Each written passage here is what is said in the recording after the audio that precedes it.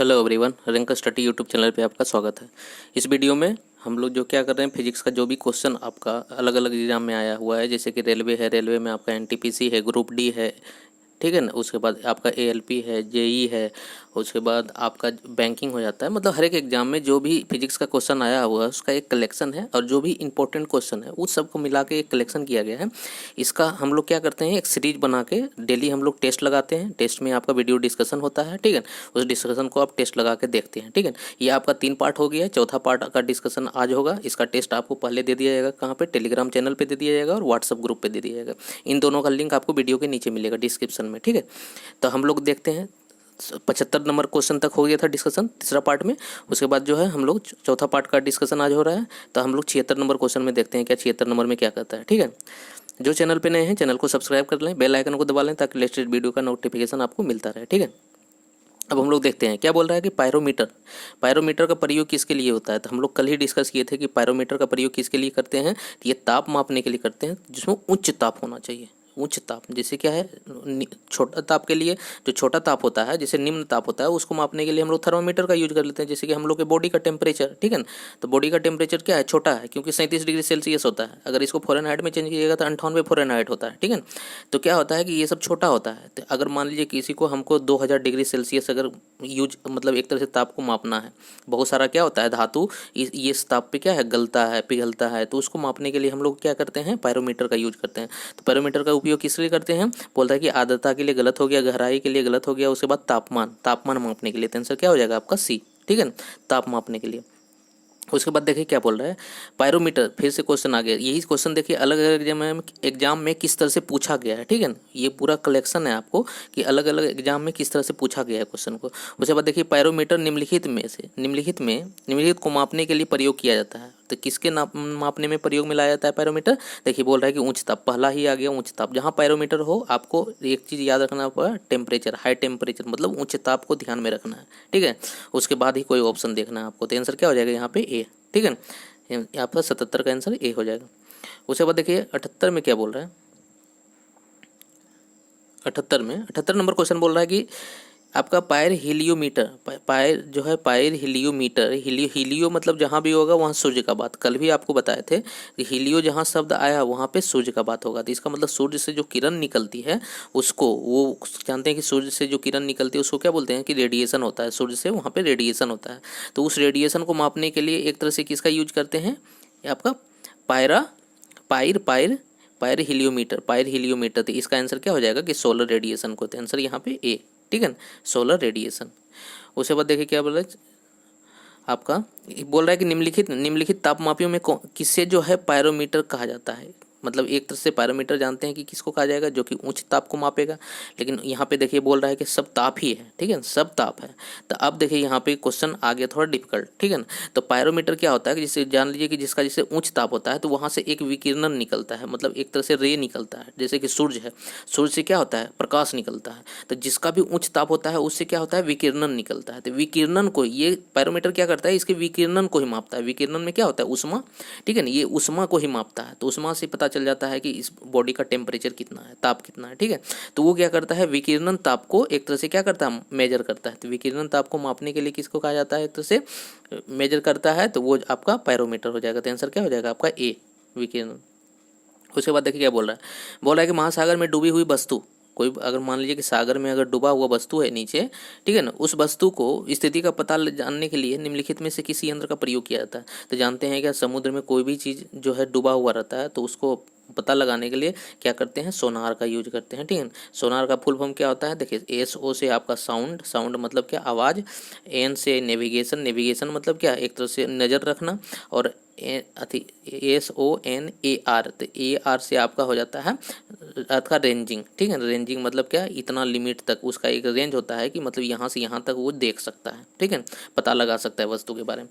तो ये क्या होता है, सोनार होता है। तो जितना भी जानते हैं कि जहाज़ जो चलता है वो अपना एक करता है, सोनार एक डिवाइस होता है, सोनार डिवाइस को लेके चलता है। जैसे मान लीजिए कि कोई जहाज़ यहाँ पे चल रहा है, ठीक है, और यहाँ पे समुद्र है पूरा, ठीक है, समुद्र है। और यहाँ पे मान लीजिए कि बर्फ़ का चट्टान है। तो ये बर्फ़ के चट्टान से क्या होगा, अंदर जहाज तो नहीं देख सकता है कि यहाँ पे बर्फ पे चट्टान है, तो यहाँ पे क्या होता है, सोनार डिवाइस होता है। तो वो यहाँ से क्या होता है, आपका साउंड जो होता है आवाज़ को छोड़ता है। तो जैसे यहाँ पे बीच में कोई चीज़ आता है तो वो फिर वहाँ से साउंड क्या होता है, रिफ्लेक्ट होने लगता है, मतलब वापस पे साउंड आने लगता है। तो इससे यहाँ पता चल जाता है जहाज को कि यहाँ पे कुछ नहीं, मतलब कि रास्ते में कुछ ना कुछ अवरोध है। तो उस अवरोध के कारण क्या होता है, पहले से सजग हो जाता है। ठीक है, तो इसी चीज़ के लिए कोई वस्तु है, तो कोई वस्तु में जब साउंड छोड़ा जाता है यहाँ से, तो अगर उस वस्तु से लौट के आया तो इसका मतलब है कि वहाँ पे कोई वस्तु है। तो इसके बारे में पता लगाते हैं। यही पूछ रहा है कि सब महासागर में डूबी हुई वस्तु का पता किससे लगाते हैं हम लोग, तो सोनार से लगाते हैं, याद रखिएगा। ठीक है, सोनार से। उसके बाद देखिए क्या बोला है कि सोनार का, देखिए और क्वेश्चन अलग अलग एग्जाम में किस टाइप से क्वेश्चन पूछा गया है, ये देखिए। बोला है कि सोनार जो है अधिकांशतः प्रयोग किया जाता है, प्रयोग में लाया जाता है किसमें, डॉक्टर गलत हो गया, अंतरिक्ष यात्री गलत हो गया, इंजीनियर गलत हो गया, या नौ संचालक, मतलब कि जो एक तरह से मतलब कि समुद्र में संचालन करते हैं, समुद्र में चालन करते हैं। तो आंसर यहाँ पे क्या हो जाएगा आपका डी। उसके बाद देखिए क्या बोल रहा है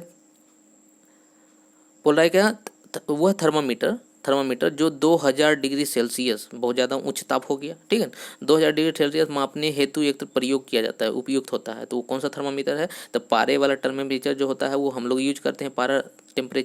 पारा जो थर्मामीटर होता है वो हम लोग यूज करते हैं, जिसका क्या 37 डिग्री सेल्सियस, या इसका बहुत ज़्यादा हो जाता है तो 150 डिग्री सेल्सियस तक ये क्या कर सकता है, मेजर कर सकता है। ठीक है, इससे ज़्यादा नहीं। उसके बाद देखिए क्या बोल रहा है कि गैस थर्मोमीटर का भी ज़्यादा नहीं होता है, ये 500 डिग्री सेल्सियस के करीब कर सकता है। उसके बाद बोल रहा है कि पूर्ण विकिरण थर्मामीटर। तो अभी हम लोग पूर्ण विकिरण कब पढ़े थे कि विकिरण का प्रक्रिया किस में होता है, तो आपका पायरोमीटर में। ठीक है, पायरोमीटर में। तो यहाँ यही तो पूछ रहा है कि उच्च थर्मामीटर जिसको 2000 डिग्री सेल्सियस को अगर मेजर कर सकता है, तो यहाँ पे डायरेक्ट हम लोग का क्या रहता है, पायरोमीटर। ठीक है, लेकिन यहाँ पे पायरोमीटर दिया नहीं है कहीं पे। तो पायरोमीटर में किस तरह का घटना घटित होता है, तो यहाँ पूर्ण जो है रेडिएशन होता है, पूर्ण विकिरण पायरोमीटर। यहाँ देखिए पायरोमीटर भी दिया हुआ है, तो आंसर क्या हो जाएगा आपका यहाँ पे सी। ठीक है, तो जहाँ पे उच्च ताप हो वहाँ पायरोमीटर का यूज करते हैं हम लोग। ठीक है, मेजर करने के लिए। उसके बाद बोला है निम्नलिखित संयंत्रों में से किसका उपयोग अत्यधिक उच्च ताप के लिए। देखिए एक ही क्वेश्चन को कितना बार पूछा जा रहा है, मतलब किस टाइप से बना के, तो उच्च ताप के लिए मेजर करता है। देखिए यहाँ बोल रहा है कि फोटोमीटर गलत हो गया, बोला पायरोमीटर, तो आंसर क्या हो जाएगा आपका पायरोमीटर। ठीक है, उसके बाद और भी देख लेते हैं। जैसे फोनोमीटर क्या होता है, जैसे आपका साउंड होता है, फोनो मतलब क्या, साउंड। ठीक है, तो साउंड एक तरह से क्या करता है, मेजर करने का काम करता है। तो फोनोमीटर क्या हो जाता है आपका साउंड। ठीक है, ये साउंड किस टाइप से होता है, जैसे मान लीजिए कि आप कोई बोलता है तो कितना जोर लगा के बोलता है, तो मतलब एक तरह से कितना जोर लगाने के बाद उसका साउंड निकलता है। तो इससे इसको क्या करता है, उसके बल को, एक तरह से साउंड के बल को क्या करता है, ये मेजर करता है।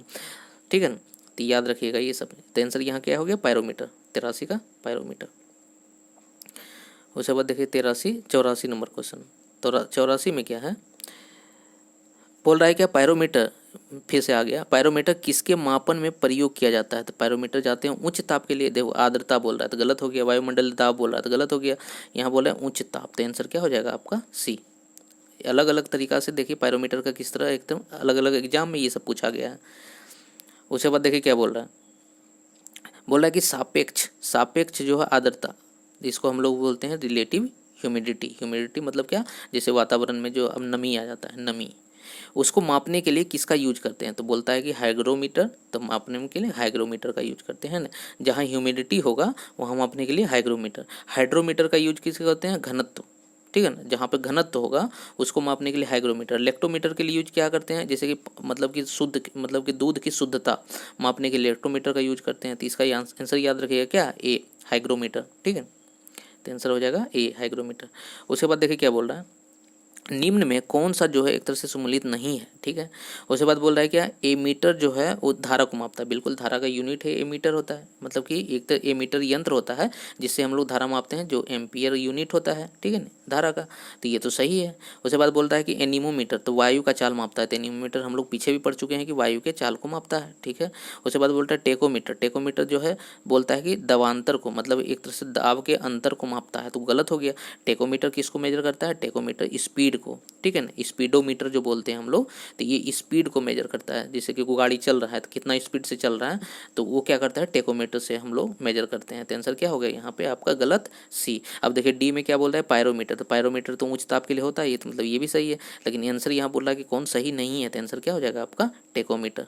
ठीक है, उसके बाद देखिए आपका क्वेश्चन क्वेश्चन में बोल रहा है कि निम्नलिखित में कौन सा सम्मिलित नहीं है, फिर से आगे बोल रहा है।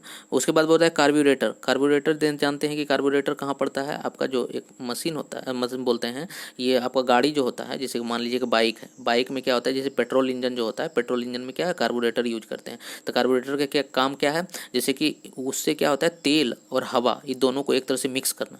जैसे बोलते हैं कि सीमेंट बालू को मिक्स करने वाला कैसे होता है, उसके बाद जो है मकान बनता है, उसी तरह क्या है यहाँ पे आपका डीजल पेट्रोल और वायु, ठीक है, वायु में ऑक्सीजन, इस दोनों को क्या करता है, मिलाने का काम कौन करता है, कार्बोरेटर। तो इसलिए बाइक में देखते होंगे कि कार्बोरेटर जो है हमेशा क्या करता है, काम बाइक में रहता ही है। तो कार्बोरेटर का काम क्या हो गया कि आंतरिक जो है दहन इंजन, जिसको बोलते हैं इंटरनल कंबसन, जो कि हमेशा आपका बाइक में होता है, जो इसमें देखते हैं क्या एक पिस्टन लगा होता है, यहाँ पे एक कंबसन होता है, तो ये आग जलता है, तो ये फैलता है, तो फिर पिस्टन क्या होता है आपका मूव करता है। तो पिस्टन जब ऊपर नीचे करता है तो इसके कारण क्या होता है, पहिया घूमता है, ठीक है। तो ये कार्बोरेटर किसके लिए है, आंतरिक दहन के लिए, तो ये बिल्कुल सही हो गया। उसके बाद मैनोमीटर जो है दाब के लिए, छोटा दाब के लिए मैनोमीटर का यूज करते हैं, बिल्कुल सही हो गया। कार्डियोग्राफी बोलता है हृदय की गति के लिए, बिल्कुल सही है। उसके बाद सिस्मोमीटर बोलते हैं कि पृष्ठतल की वक्रता के लिए, तो गलत हो गया। सिस्मोमीटर किसके लिए यूज करते हैं हम लोग, तो भूकंप तीव्रता के लिए। तो आंसर क्या हो जाएगा यहाँ पे डी, ठीक है। यहाँ बोल रहा है कि कौन सही नहीं है, तो आंसर डी। उसके बाद देखिए क्या बोल रहा है क्वेश्चन में बोल रहा है कि निम्नलिखित में कौन सा सम्मिलित नहीं है, फिर से क्वेश्चन पूछ दिया। उसके बाद बोल रहा है अश्व शक्ति, शक्ति का यूनिट है, बिल्कुल है। हॉर्स पावर जिसको बोलते हैं, हॉर्स पावर किसका यूनिट है, शक्ति का। और एक हॉर्स पावर में कितना होता है, 746 वाट होता है आपका, ये भी याद रखिएगा। एक हॉर्स पावर में कितना वाट होता है, 746 वाट। उसके बाद बोलते हैं डेसिबल जो है, डेसिबल ध्वनि का एक तरह से ध्वनि की प्रबलता का यूनिट है, तो बिल्कुल है। हम लोग ये तो मतलब पढ़ते आ रहे हैं, ठीक है ना, पीछे भी क्वेश्चन डिस्कस किए हैं। उसके बाद बोल रहा है कि समुद्री मील जिसको बोलते हैं, वो नौसेना की एक तरह से क्या है कि जो समुद्र में चलता है उसका दूरी का पता लगाना है। जैसे कि हम लोग रोड पे चलते हैं तो किलोमीटर मीटर में चलते हैं, तो वो समुद्र में जो चलता है उसको समुद्री मील होता है, ठीक है। तो ये भी सही है। उसके बाद बोलता है कि सेल्सियस जो है उष्मा का इकाई है, गलत हो गया। सेल्सियस जो है ताप का इकाई है, ठीक है, ताप मापने का इकाई है। और उष्मा का इकाई क्या होगा, जूल, ठीक है, जूल, क्योंकि उष्मा भी एक तरह से क्या है, ऊर्जा है, और ऊर्जा का इकाई क्या होता है, जूल। देखिए ये UPPCS आपका एग्जाम जो होता है उसमें पूछा गया मेंस में, सब क्वेश्चन आपको प्रीवियस ईयर का ही मिलेगा इसमें। तो आंसर इसका क्या हो गया आपका डी, गलत। उसके बाद देखिए, हाँ देखिए क्या बोल रहा है कि निम्नलिखित में सही एक दूसरे से कूट लगाएं, ठीक है, चयन करें। सूची 1 सूची 2 में दिया है, सूची 1 में आपका जो है उपकरण यंत्र दिया हुआ है, सूची 2 में मापन की राशि दिया है, ठीक है। अमीटर के से अमीटर उपकरण से किसका यूज करते हैं हम लोग, तो धारा का। तो धारा किस में है, 3, मतलब 1 का 3 देखिए पहले में आंसर क्या हो जाएगा आपका ए। उसके बाद भी देख लेते हैं, हाइग्रोमीटर से क्या हम लोग मापते हैं, तो आपको जो जानते हैं कि आर्द्रता मापते हैं, हाइड्रोमीशन जो आपका वातावरण में नमी होता है। तो यहाँ पे देखिए नमी का कौन चीज़ है, नमी आपका सापेक्ष आर्द्रता। तो आंसर क्या हो गया आपका बी का 4। बैरोमीटर से किसका मापते हैं, बैरोमीटर से दाब मापते हैं। तो यहाँ दाब देखिए कहाँ हो गया 1। उसके बाद बोलते हैं कि स्प्रिंग तुला एक तरह से क्या होता है, तराजू होता है। पहले देखते हैं जैसे गैस घर में आता है, गैस सिलेंडर, तो उसको मापने के लिए क्या होता है, देखते हैं कि स्प्रिंग जैसा क्या होता है उसमें लटकाया जाता है, तो उससे पता चलता है कि इसमें 15 किलो गैस है ना। तो स्प्रिंग तुला भी क्या होता है, एक भार मापने का। तो आंसर क्या हो जाएगा आपका 2। तो आंसर सब मिलाइएगा तो आंसर हो जाएगा आपका ए, ठीक है। उसके बाद देखिए क्या बोल रहा है आपका 89 हो गया, और 90 नंबर क्वेश्चन में 90 नंबर देखते हैं।